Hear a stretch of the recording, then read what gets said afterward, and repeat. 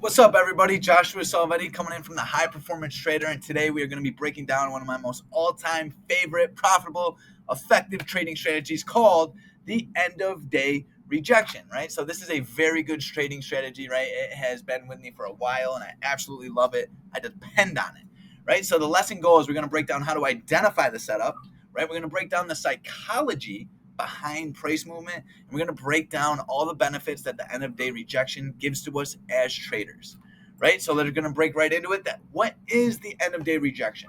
So the end of day rejection is a trading strategy that presents profitable opportunities by identifying a high volume of market orders surrounding the price of previous day close, right? So I'm sure as a trader, you guys have realized, right, before the day closes, I don't care if it's Monday, Tuesday, Wednesday, Thursday, Friday, right? Before the day closes, massive amounts of volume goes into the market, right? So you can see right here, volume throughout the rest of the day was around 0.5 million, right?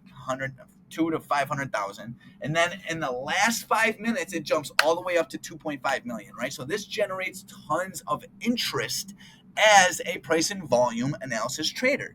Why? Because we trade strictly based on price and volume. So if there's massive volume going into this last minute day close price, that is telling us that it's an area of value we're going to be looking for the following day. Now, how do I identify it?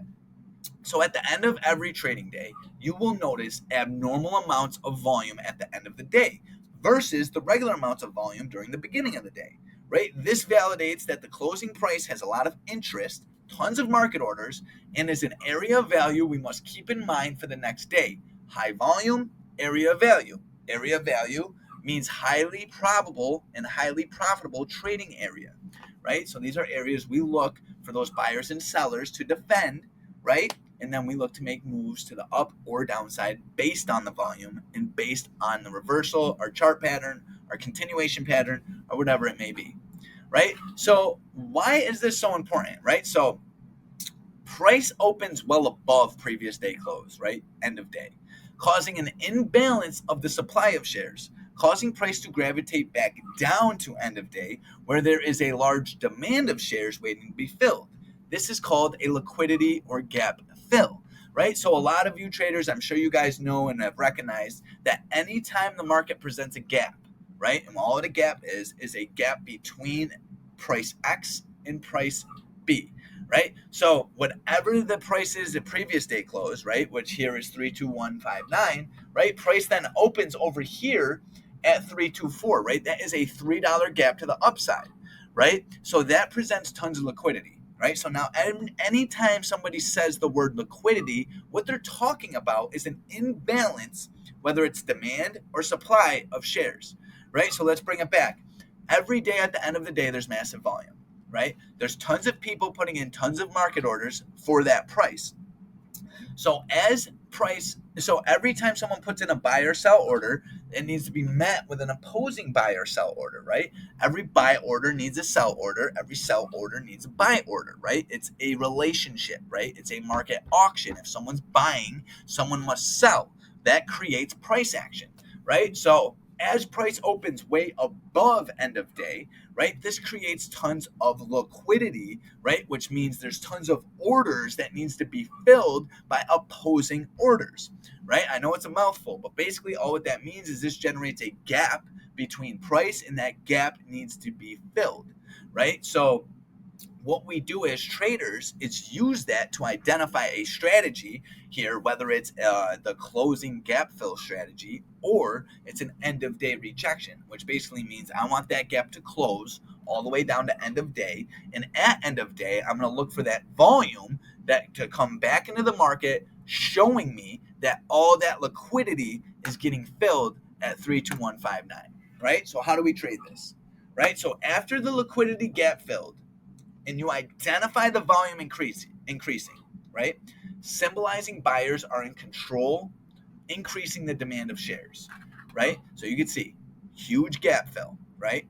We got highs over here at 32550, right? Price is starting to gravitate towards end of day, which means sellers are in control, which means there's more supply than there is demand. because all the demand is sitting there at end of day, right? All that liquidity needs to be filled. All those buy orders need to be met with sell orders.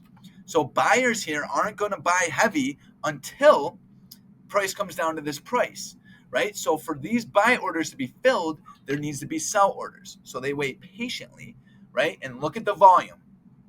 Once price comes down to end of day here at 32159, volume increases, right? This is literally a graphical presentation showing us of the market auction, the market imbalance, the opportunity to get in on a successful trade right in front of our eyes from being patient, waiting for liquidity to be filled, right? This is when we enter long position targeting high of day, right? Because if you're going long here, that means the demand for shares is higher than supply.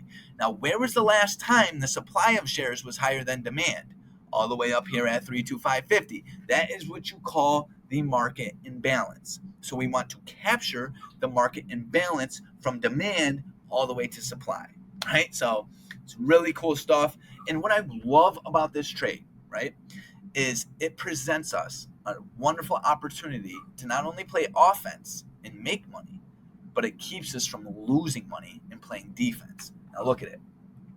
If my trade plan is to take the market long here at end of day at 32159, how much does price need to go against me to tell me that this trade plan isn't working, right? Because we've talked about this before.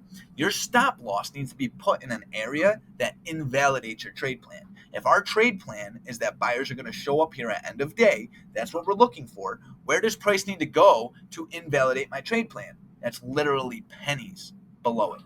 I'm talking if a candlestick closes below end of day, I'm stopped out.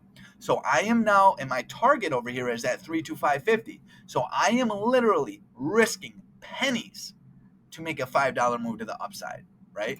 And that is one of the main benefits about trading the end of day trading strategy, right? So it's a great way to identify market conditions, right? Which is basically understand who is in control.